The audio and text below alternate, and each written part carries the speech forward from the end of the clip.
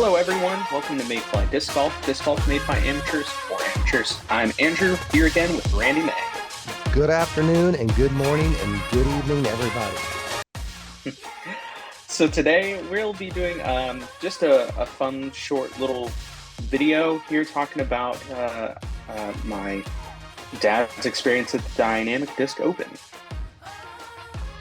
Blue Point Disc, 100 Northwest 122nd in OKC. Throw like a pro, putt like a pro, and shop like a pro. Check out all of the discs from your top manufacturers. Get apparel, hats, and accessories. Only at Blue Point Disc, you can shop where the pros shop. See you there at Blue Point Disc. Okay, All here right. we are. Dynamic Disc Open Hole 1. I kind of sat out there and filmed some people. This is Matt Bell teeing off on hole 1, and his girl G there. Yeah. So, Randy, you were there all weekend, correct? Yes, I was. Yeah. So overall, I mean, how was the tournament, and I mean, how was your experience being out there for, I guess, a second year in a row? You know, Andrew, it was like every time I turned around, something great was happening. I was talking to a pro. I mean, every experience that I had out there was just amazing. And this is kind of going to be an annual thing for Tracy and I for sure, because from Oklahoma City, hey, Chris Clemens there. It's a 3.5 hour. It's like going to Dallas. Trip from Oklahoma City, and the accommodations there were great. The tournament was great. I love the fact that on this tournament, you can actually, like, if a player that you like, I followed Paul Macbeth for his whole round um, on day 2 and could watch every shot on his card. And a lot of tournaments you can't do that because they're wooded courses or things. And I know, Andrew, last year you walked this course and followed Ricky around and some people. Yeah. So on the final day last year for 2023, I took pretty much well, at least most of the entire final round, following Ricky. And the thing that I appreciate most about the Dynamic Disc Open is that it's very accessible for the gallery and for people to just watch and enjoy disc golf. So, like you were saying, being able to just follow around Paul Macbeth for a day, like get to see him play his round, and following around the FPO players.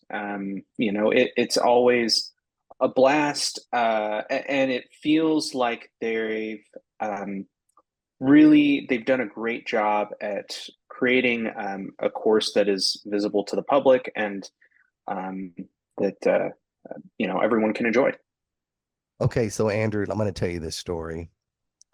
I'm a Paul Macbeth fan, McBeast fan, 110%. So day 2, when I followed him around, I was standing at this little area and he was walking across to get to the next tee pad, and he was probably like 4 feet from me.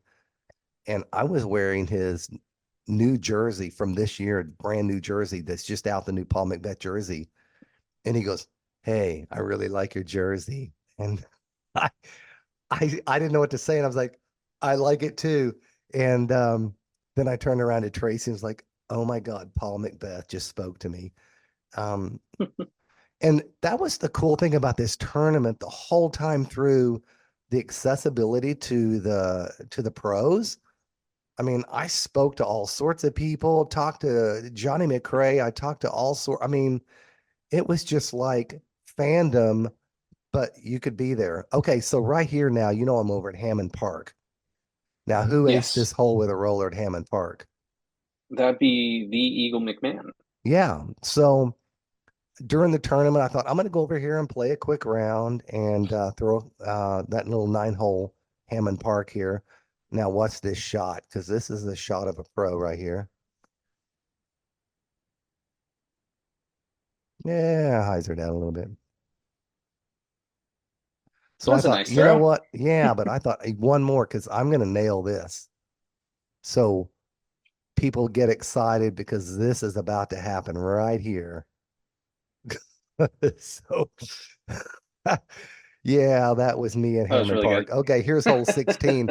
Now, hole 16, day two, Chris Clemens aced this hole. I didn't get the shot when he aced it because I had just walked up, but I got the shot where Chris Clemens pulled out his disc from the ace on hole 16. And as far as I know, I think he was the only person, maybe one other, that aced hole 16. Um, Here goes Gannon on hole 16. There's a whole group of people out here called the Mingos, which is flamingos, and they all sit out here and they have little pink t-shirts on and they watch hole 16. And like if one falls in the water, they'll play some music like Splish Splash, I was taking a bath, like this one here on Calvin. No, Calvin almost aced it. And so, it's a lot of fun right there. And the nice thing too about hole 16 is you had a good visual for 17. They moved 18 from last year across the water. So then you could just walk right over to 18 from 16. And then when those pros were done there, you could get their autographs and talk to them and stuff like that, and then watch them finish the round. There goes Niels Carlson. So that was really cool. I don't think the pros loved the change to hole 18. Um, Here I'm gonna talk to Matteo and get a autograph. But it was great for the fans. It was great spectating. I think it was great view for PDGA and Disc Golf Network to kind of be able to see all the people against that hole. Yeah, and I think that was part of the reason for the change was that it made it more convenient for the spectators and people to just kind of stay over in that area, be able to watch 16, be able to watch 17, and then just very easily just sort of slide over to 18. For anyone that wasn't at the Dynamic Disc 2023, and in previous years, to get from watching hole 16 and 17, you had to cross this big long bridge that actually enters into the fairway of 18. And so it slowed down a lot of the cards and just was a slight inconvenience. Not too bad because you end up, back, in the main area where, the other vendors and other places are. But yeah, I feel like the change was for the spectators. It was for the people, and I think it makes a lot of sense to open that up for people and make it easier. So Yeah, it does. And last year when we went compared to this year, I learned a lot of things about kind of hanging around and how to get autographs and kind of hanging around after the whole 18. And Prez for Prez just kind of missed that shot. But here goes Ricky. Um, but always make sure you have your own Sharpie with you. I mean, the yeah, pros don't carry around Sharpies so they can sign your autographs. And so make sure and have a Sharpie and have it ready for them. So when you walk up and say, "Hey, will you sign my disc?" They're like, "Yeah," and it's ready. Okay, so Tracy on our way to DDO got me on this charity deal where I could throw 3 discs from hole 18 for $10. hole 16. Hole 16, I mean. Yeah, island And hole. so I got 3 shots. My first one was short. My second one, here we go, was short and to the right. You couldn't see it. It kind of hit those trees over there by the bank. And then my third one was a pretty good shot, but it was about 20 foot short of the 320-foot pin shot, which was, maybe 20 foot short of the island, which is pretty good for me. It seemed a lot further doing it. So that was really cool on Friday nights when you go up there. You can do that at DDO. Um, so hopefully next year, we could do that, Andrew. So I went over the putting area, Yeah. and here's, of course, my hero, Paul Macbeth, throwing putts. Um, so I got to just kind of watch him hang out. And there's Bradley Gavin Williams. Babcock. Oh, Gavin Gavin Babcock. Babcock. Sorry, Bradley. I hope you're not watching this.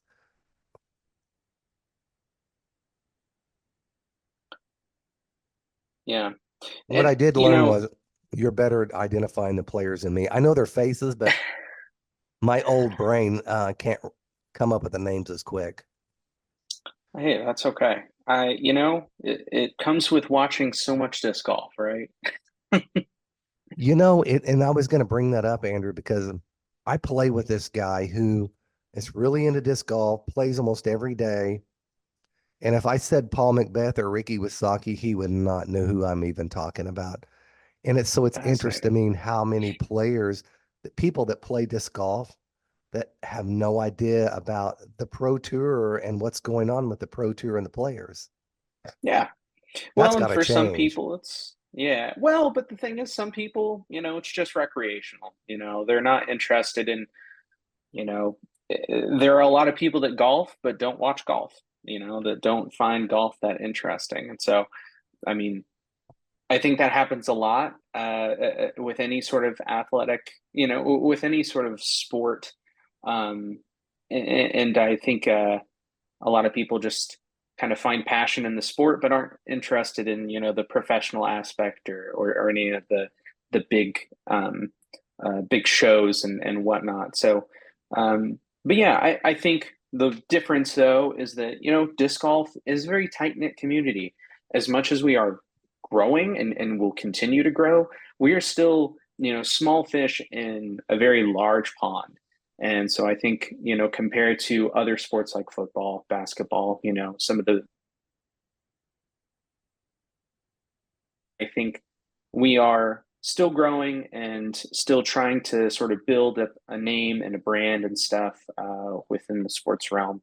And I think we're slowly making strides to really make that change and get a lot of people interested in the sport. So, Yeah, but whenever you stand next to a pro athlete of their sport, if you were next to LeBron, if you were next to whoever, when you're standing next to these guys and they're throwing a shot that's 450, 500 feet, and you're like 10 feet away from them and watching that shot just hang in the air for, 10, 12, 14 seconds, you're in awe.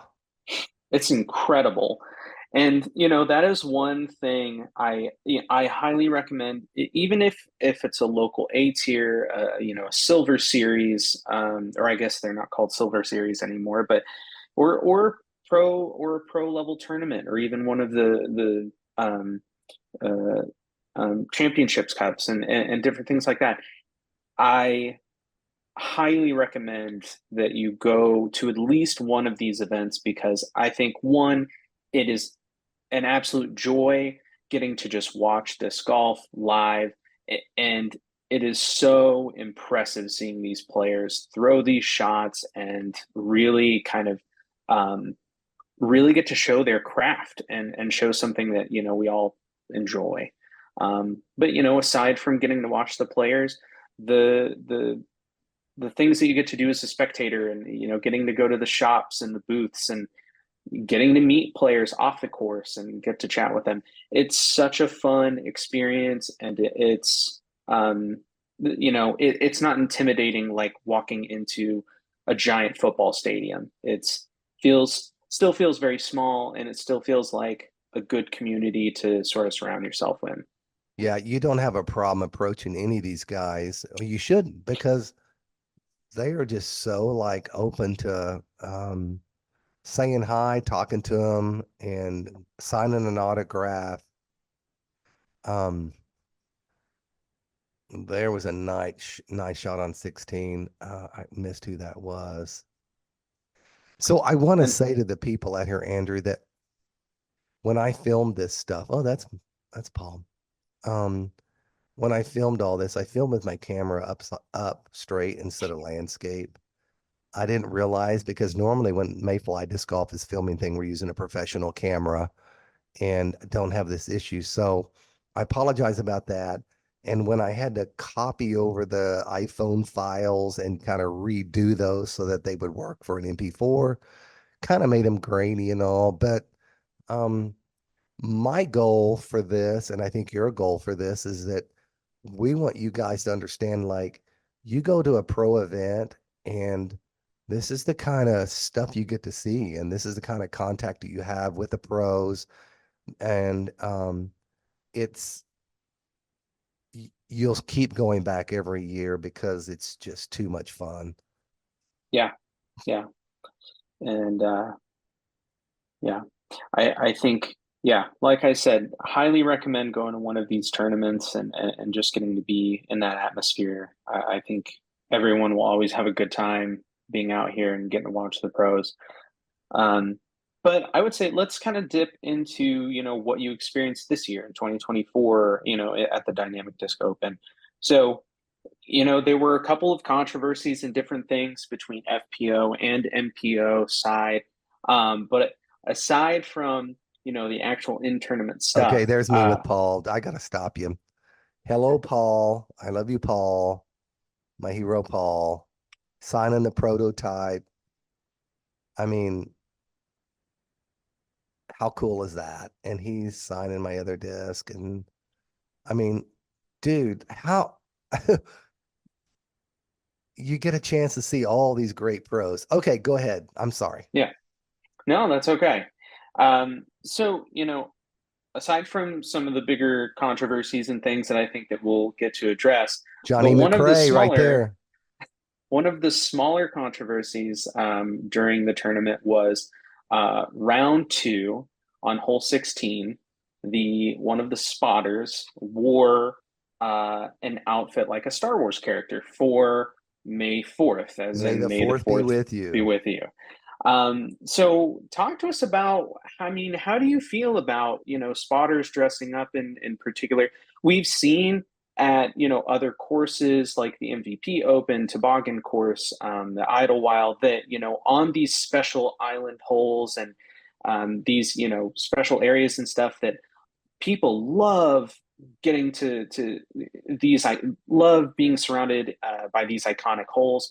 And some people like to dress up and wear fun things. So give me your thoughts. Do you feel like it was appropriate for the spotter to Double G. wear an outfit like that and wear a costume, or do you think that, spotters and people at the event should always be dressed professionally? You know, when I first walked up and I met the guy and talked to him, took some pictures of him. You'll see him later. Um, I thought it was cool. He had a lightsaber that was red, a lightsaber that was green, and depending on if they were in and out, he would flip it, and it was really cool. But I've seen a lot of debate night and Hunter and different people bringing that up. You know, Brody hated it and thought it was unprofessional, Brody Smith, and um, I mean, I don't think our sports is past the roots yet to be like pro golf where um everything's pristine. I mean, there's still some fun involved into it. So I thought it was cool. I thought the guy um did it very well and very classy. And I don't know. What do you think? I actually have a couple of thoughts on this. I think I agree with you in the sense that, we are still a very homegrown sport. We are still very small. So I think the idea of someone walking on with a cloak and some different colored lightsabers as a spotter, I don't think there's any harm done. Um, I think it's fun for the people. I think it's enjoyable to watch on coverage and get to see these individuals, in that attire and things. And I do want to preface that under the cloak that the spotter was wearing, he was wearing the proper, attire as a spotter. He was wearing the proper gear. But just for this particular day, he decided to wear this cloak and look like a Jedi. Um, the one unprofessional aspect, I think, and I know that it was a lot of fun for people, was the lightsabers. Because I think in the pros' eyes, they need to be able to determine, is it good, is it in, or is it out of bounds? And I think that watching it from coverage, because unfortunately I was not here this year, um, but watching it on coverage, it was kind of difficult to tell whether or not the lightsaber was green or red, what color he was flashing, if a pro was in. And so I think to that, I would obviously recommend keeping the flags because that needs to be the pros playing this need to be aware of that. There's But I think Calvin as at the win of the tournament right there, and the shot when he won the tournament. I'm sorry, go ahead. um, but I think as far as, just wearing a cloak on a day, I don't think it's that big a deal. I think eventually our sport will get to a point where, maybe, these professional settings need to be addressed more and more. But I think as of right now, I think it's okay for as a growing sport to um, uh, get to experience a little bit of leniency with certain rules and There's things. me with Calvin.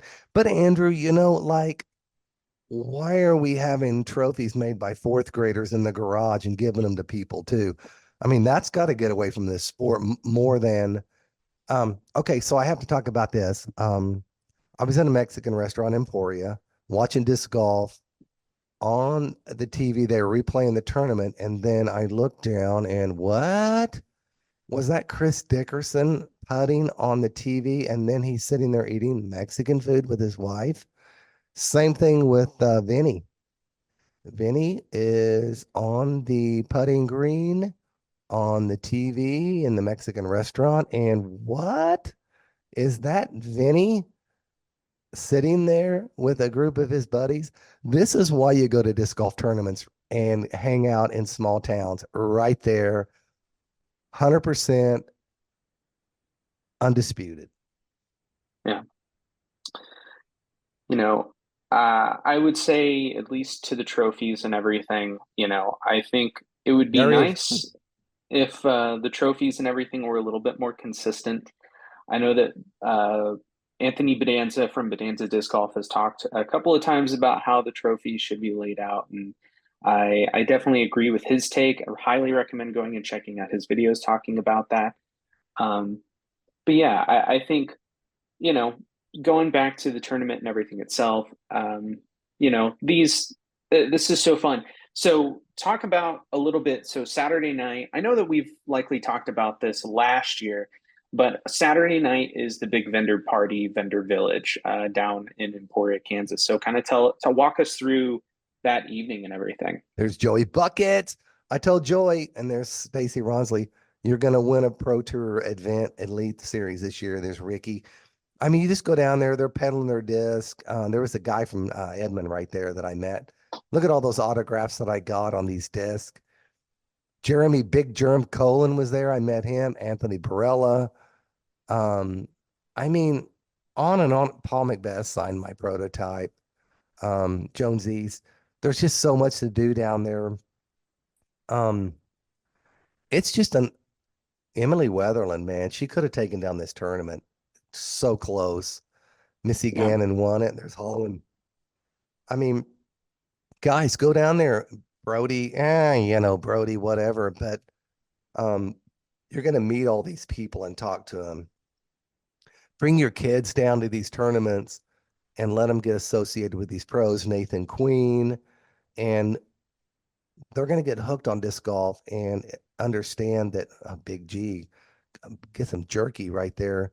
How cool it is. I met Grant, Kyle, I mean Emerson, Kyle, Gavin. How cool is that, Andrew?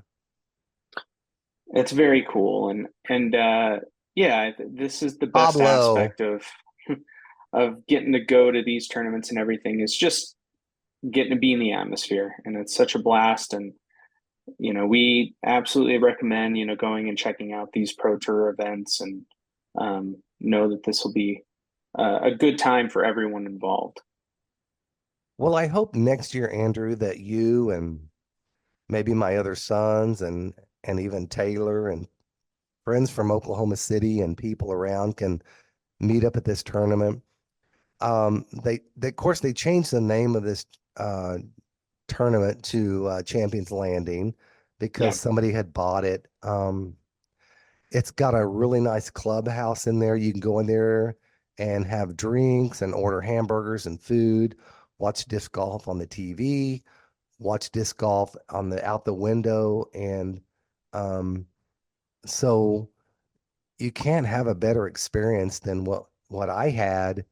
And I just hope that people will get out and do this. I support the Pro Tour. I support DGN Disc Golf Network for what they're doing. And I support all you guys that are out there making videos and promos and things for disc golf because it's a cool sport. yeah, yeah, absolutely agree. Well, any final notes, Randy, before we end the video here? Every minute of my weekend there in Emporia was just incredible, unforgettable, and we're going to go back. Yeah. All right, guys. Well, we'll see you in person at the Dynamic Disc Open in 2025. But for now, just make sure you give us a like, follow us here on YouTube and on Instagram. Leave a comment. We always appreciate any comments, feedback, support. That's huge for us. But until then, we'll see you on the course. Yeah, 405-517-9224, Oklahoma City area. Contact me. I will come shoot you around and put you up, and we'll do some commentary, and you will be a star on YouTube. Peace out.